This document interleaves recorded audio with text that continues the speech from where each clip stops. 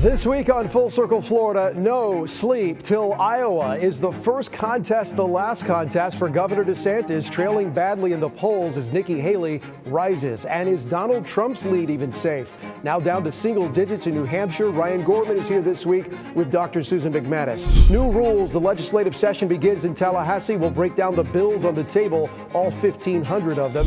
And forget politics. The playoffs are now here. I'll sit down with the sports voices of Tampa Bay, Pat and Aaron.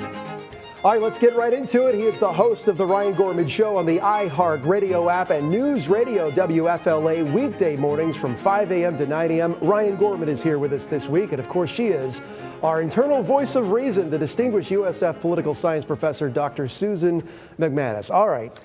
To quote a famous Floridian, come Monday, it might not be all right for DeSantis, or maybe it will be with this Iowa caucus we're about to see unfold here. What do you think Iowans will reveal about the governor's White House chase? By the way, it's going to be like 13 below zero, I think, in Iowa on Monday. Well, first of all, I think it's really important to understand the perspective. Iowa Caucus is unique and grabs everybody's attention and has for years and is first. But the bottom line is that it's going to take 1,235 delegates to nominate a presidential candidate for Republicans. Iowa only has 40 delegates to the convention, and they award them proportionately. So it's not a winner take all. But the bottom line is it's not do or die. And I don't think you're going to see either Haley or DeSantis drop out, because we have a history of half the time the person that wins and the other half they don't.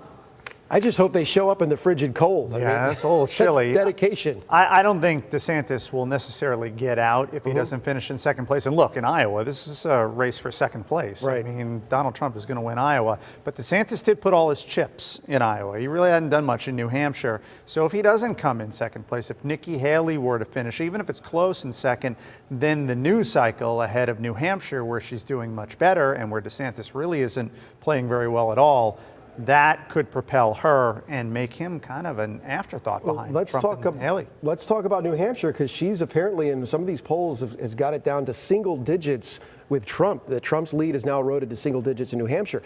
That sounds like a whole new ball game. Once you get it down to single digits, things could go either way. To keep in mind, in New Hampshire, independents are playing a big role in that. The idea that she's that close to Trump within the Republican Party itself, I don't think that's the case.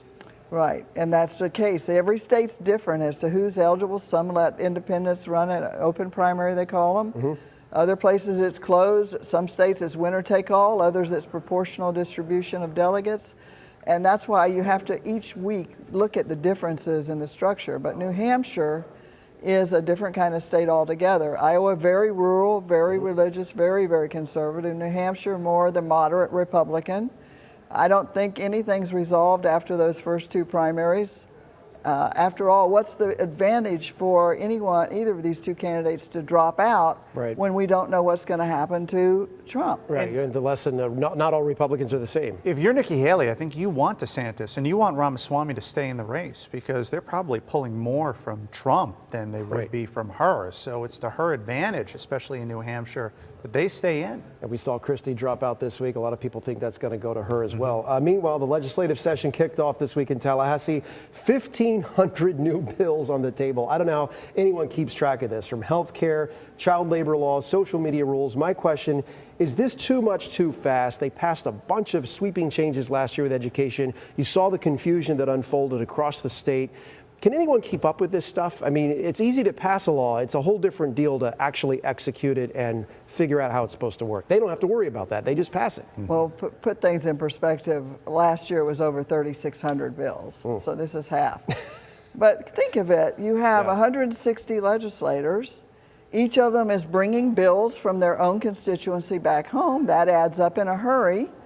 And it's not unusual, because every single facet of life that affects anybody, from housing to health care to schools to bridges, all the above, is the appropriate are the appropriate subjects that will be addressed by the legislature. And you wonder, do they even read this stuff before they vote on it? Oh, do they read all the details? I wouldn't bet Check my the money on box. that. I think what's interesting about this legislative session, with DeSantis running for president, it seems like this is more the lawmakers in Tallahassee controlling the agenda here, whereas usually it's been DeSantis over the past couple of years really controlling the priorities. And we saw him in a State of the State speech only really talk about one thing that he wanted, and that was bringing more Jewish students to Florida University. So he didn't highlight like one big item that he wanted to see done. Do you think he's lost some political currency because he's not, looks like he's not going to win the race for the White House?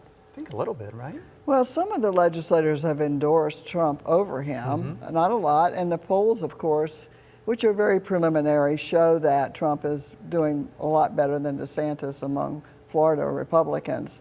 But those polls, I wouldn't go to the water with them, so to speak. I mean, he's going to have to come back and be governor for 2 more years if it plays out the way it looks like it's going to play out. Still very popular here in Florida, though. Very popular. Yeah, and a lot of people say, well, I've heard this a lot, and you have too. They'll say, well, I really love him as governor. I don't want him to leave and be president. Yeah. So you've got some of that. It's not really a measure of his popularity, the vote in that kind of primary coming along. All right, hang with me, guys. We got more to talk about the big picture when it comes to the race for the White House next on Full Circle Florida. We'll also talk about Congress. Are they actually getting along? We'll debate and discuss next.